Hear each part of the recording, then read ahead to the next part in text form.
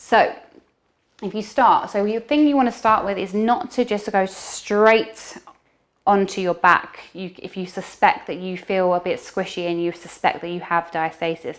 So you can start by just gently coming onto your side and rolling onto your back from there. So it just takes any straining of the abdominal wall even more. So we come in to show you how we start. So we're going to put your hands behind your head. So you're going to support your head and neck as you lift up into position. And just to give you a little bit more stability, I just want you to engage your pelvic floor.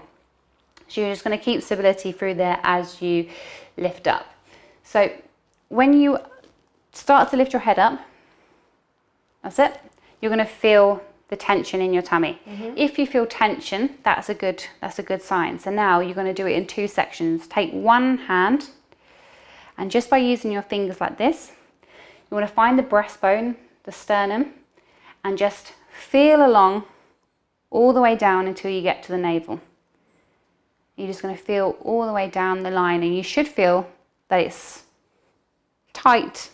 But if it feels in any way squishy and lax, then you'll feel like you'll see whether you have a gap, and then you can measure it. So then you can just relax. Do you feel anything? No. No. And then you're going to start again. So you're going to go then from the navel down to the pubic bone. So you're going to engage your pelvic floor again. And again, 2 fingers down to the pubic bone. If you feel like, just in general, it just feels loose and you can feel a gap, then you can measure how wide that gap is by just getting your fingers and seeing just how far apart the gap is. 1, 2 fingers, 3 fingers, hopefully not 4. So you do it like this? So you want to measure the width. So that's just to feel the gap. And then to measure the width, you turn it around the other way so you can see whether how many fingers wide that gap is. So you just want to feel, so 1 finger, 2 finger, 3, and really hopefully not 4. And this is from my so breastbone? So you can do it in 2 parts. So breastbone to the navel. Okay. So that's your first section. So you're just going to feel all the way down and look for any gaps of squishiness. And then you relax. And then you're going to do the other half. So then you're going to re-engage your pelvic floor, sit up, and then feel down from the belly button down to the pubic bone. You're going to feel whether that's how that feels as well.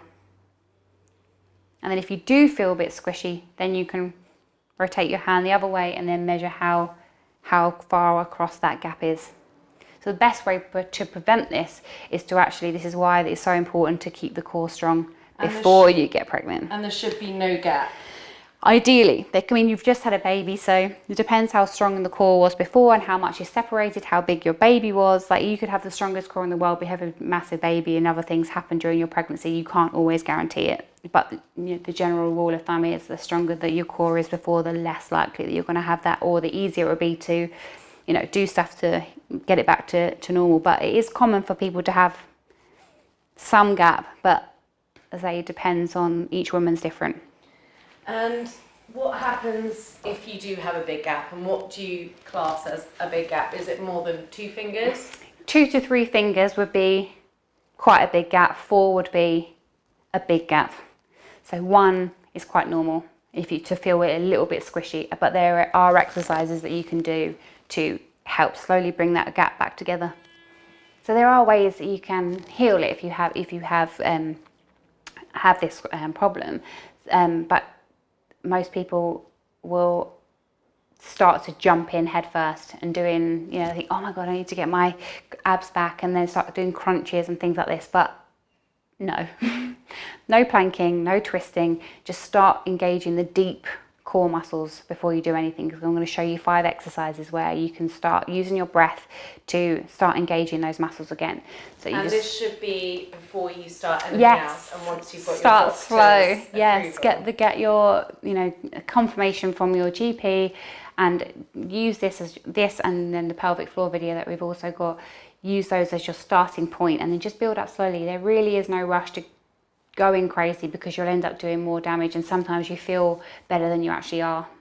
Internally, you need to heal a lot longer. So the 5 exercises I'll show you, we're going to start with pelvic tilts. These are really These are just really progressive, really easy. So you're going to start in a comfortable position on your back. If you need a pillow, you can place it underneath. And then you're just going to use your breath to keep your heels in line with your knees.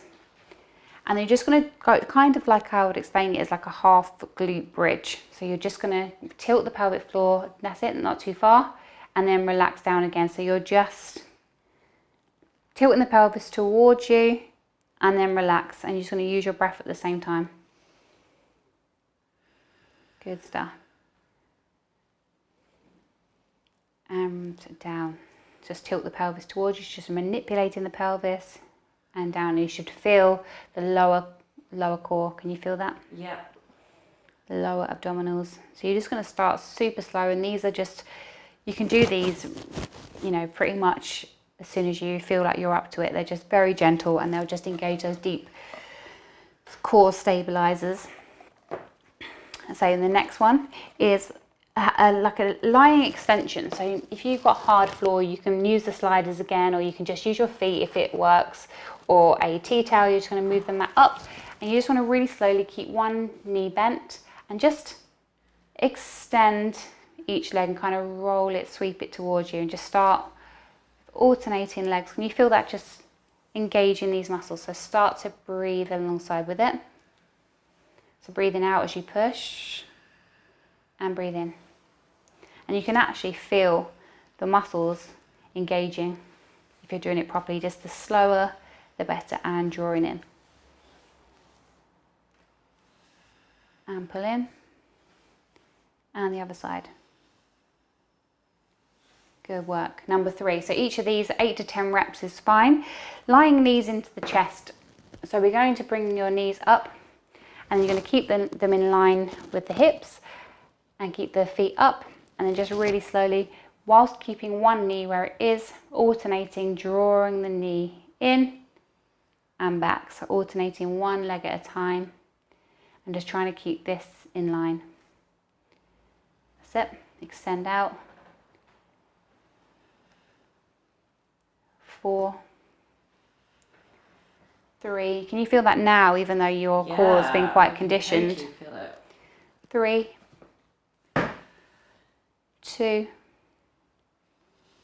and 1. So just to take it slow and steady will be better than trying to just race through it. Just the form is key here. And then you're going to use that and do both knees into chest. So you're going to raise your feet up. So you flex your feet towards you, touch down to the heel. Perfect. And then in. Just really slowly, and use your breathing. So lift up and exhale. In and out as you, good stuff, in and out, and again in, nice and slow, out, and 2 more.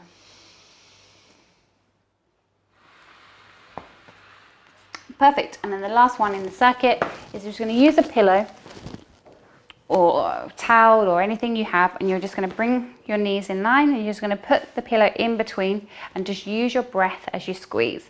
So as you squeeze the pillow is when you exhale. So you're going to do a nice squeeze and then relax. Breathe in. Squeeze the pillow and breathe in. Big squeeze.